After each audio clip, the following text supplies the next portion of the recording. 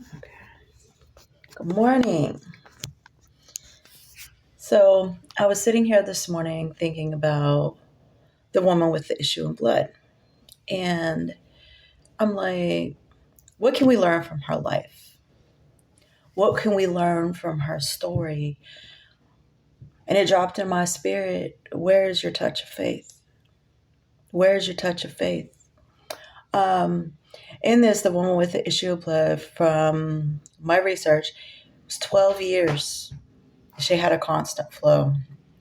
Um, She had gone to doctors and nobody could help her. She had spent everything that she had, and now she was at a place to where she had nothing else. She had no more hope. And in that time period, if a woman during her menstrual cycle every month, she had to go to what was called the red tent, with other women that were in that time of the month because they were considered to be unclean because they had a discharge. Um, so all the women at that time of the month would go travel to this red tent and they would stay there until the completion of their monthly period. And then they would return home to their husbands and their families and continue on. This particular woman, when she went to the red tent, other people were leaving. Other women would leave in a matter of days. Other women would come in, and there was a constant rotation of women, but she never got to leave because hers never dried up so that she could return to her husband and her children, and to her family. She was permanently housed at this red tent. And I'm like, how lonely and discouraging that must have been to not be able to see your husband, your children, your grandchildren, not to be able to be a woman, a mother, not be able to be a grandmother, not be able to cook, and serve, and just have conversation with your family because you're considered to be quote unquote unclean because you have a bloody discharge. So she spent 12 years with this and she gave up all hope. She tried everything that she could to fix it, from seeing doctors, different treatments that offered hope to get it to stop so she could return to her family, her rightful place, and nothing worked. So she was kind of written off as an outcast, a lost cause, if you will. Um, I'm sure that her husband probably remarried and found someone else, and her children just got used to not having mommy around, or grandma, or Nana, or Gigi. And that just hurts. That hurts me because I'm a woman and I have children and I have grandchildren. And to not be able to see them and hang out with them and love on them and touch them and hug them and kiss them, this woman was forsaken all of that because she wasn't allowed to, because she was considered to be unclean. So one day, and with her being unclean, let me explain this to you. She wasn't allowed to go into town. She wasn't allowed to go shopping. She wasn't allowed to go to the well and draw water when others were there. She couldn't go to the market and buy food. She had to find another way. Basically, it's kind of like the life of a leper. She could not be around the community because of this discharge. And it was through no fault of her own. Some of us women have gone through something similar. It doesn't mean that there's anything wrong with us. It doesn't mean that we're bad and that we're unclean and we're unlovable and unwanted and unneeded in society. It just means that we just have one more burden that we have to carry.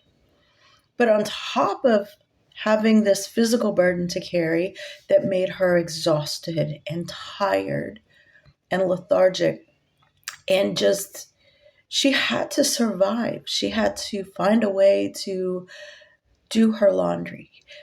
She had to she couldn't wait to take it home and do it when her cycle was over with. This was something that was continuous.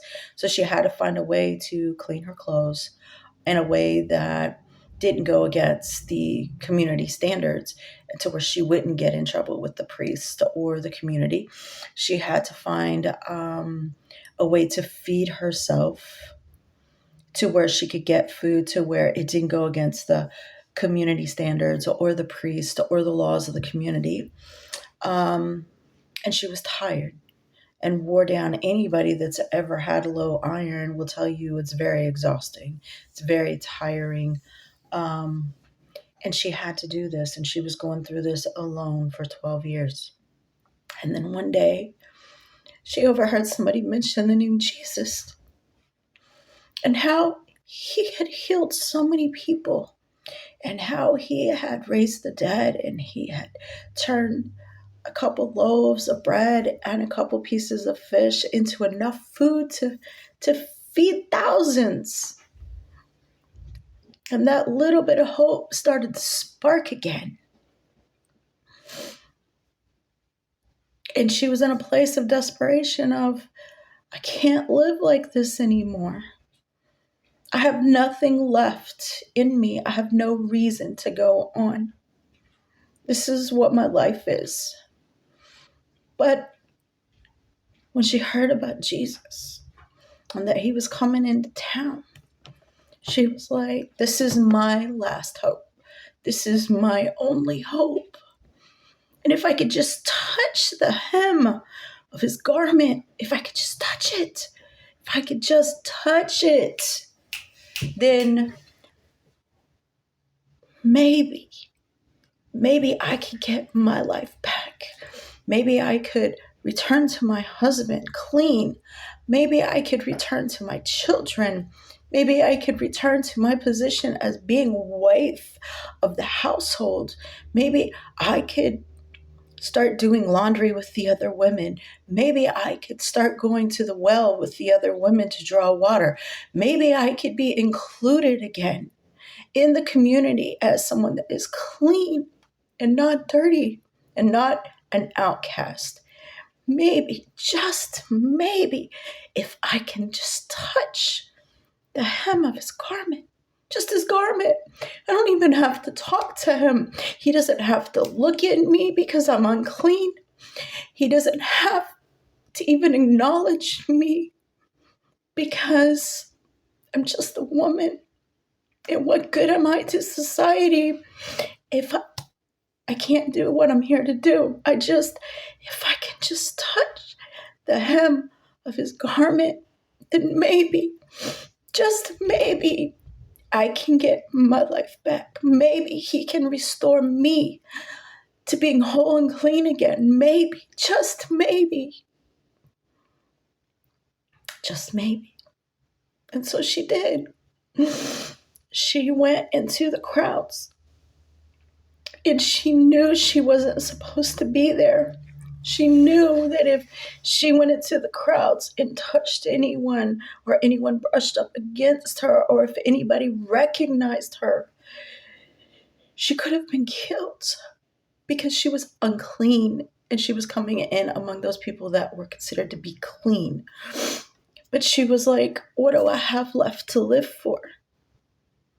If I stay here, I die. And if I go there and this does not work, I'm dead anyway. So what do I have left? What was my choice?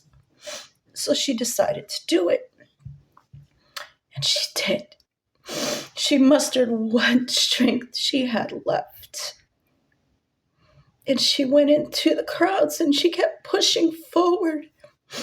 I just got to touch his hem. I've just got to touch the very bottom of his garment. That's all I've got to touch. That's all I got to touch. And she did. She pushed and she pushed. Just the hem. Just the hem. She did. And she fell. And she reached out and she touched the hem of his garment. And she felt it. She felt something inside her change. And she checked, and the blood had stopped. It stopped running. It stopped running. It worked. It worked, y'all. It worked. And Jesus was like being pressed in by everybody because he was in the middle of the crowd. And he's like, "Who touched me?" And his disciples are like, "Lord, everybody's pressing up against you. We're all going in the same direction." And he's like, "No, no, no, no. Someone." And Jesus was like, "No, no, no, no. Somebody touched me. Who touched me?" And everybody stopped. The disciples were like, "Everybody's touching you, Lord." He's like, "No, no, no. Someone touched me. Who touched me?" And he stopped because he wanted to know who touched him like that. All these people that were pressing up against him didn't have what this one person had when they touched him. These other people were pressing up against his shoulders and his back, and they were just, it's like being pressed against in a crowd. Like when you're trying to get on a subway, on the train at the subway, and everybody's pressing together and getting in and pressing to get out. It's kind of like that. And he was like, "Somebody touched me," and the disciples didn't understand. They didn't understand what he meant. So he stopped and he's like, "Who touched me?" He stopped everything. He stopped walking, and everybody stopped walking with him. They were just standing there like, "What do you mean, who touched you?" And he's like, "Somebody touched me. Who touched me?" And this woman knew that if she had admitted that it was her, and she knew she was unclean, and anybody in the crowd recognized her as being one of the unclean ones, she would die right there on the spot because she went against the law. And she was like, "He gave me what I needed. He healed me. And all he wants to know is who. So rather I live or I die, I know he gave me what I needed." So she's still on the ground. She'd just been changed. She'd just been healed. And she said, "It was I, Lord. It was I. I touched you." And our Lord and Savior is so amazing. He looked at her and he saw not just a woman who was tired and weary and who had almost all of her hope extinguished. He saw her faith, and that's what he felt touch him. And it didn't touch his body, it just touched the hem of his garment. And he felt that touch of faith. And that's what he saw when he looked at her. And he did something, and she is the only one in the scriptures that this happened to. He called her daughter. He acknowledged her as his daughter because she had faith of a mustard seed. She had faith of a mustard seed. And she wasn't looking for his acknowledgement. She wasn't looking for his approval. She wasn't looking for his praise of good job. She wasn't looking for any of that. And he saw that. And he called her daughter. And he said, "Your faith has healed you, daughter." So him acknowledging her as his daughter, the daughter of the living God, made an example to everyone standing around because they couldn't touch her now. He acknowledged her as his daughter. He acknowledged her faith that had healed her, her faith that had saved her. She was now clean. She was now part of the community. She was now restored, whole. She could return to her family. She could return to her husband. She could return to her children because of this experience. But she wasn't returning empty. She was returning full, whole, and complete, and understanding the power of faith. And that would be a testimony that she could share through the generations. And her story is in the book for women like us, for anyone that has been an outcast in society, who has been labeled as being unclean, that, spiritually a leper, someone that, is laying in the hospital bed and no one can touch them because they're too contagious. This message is for you.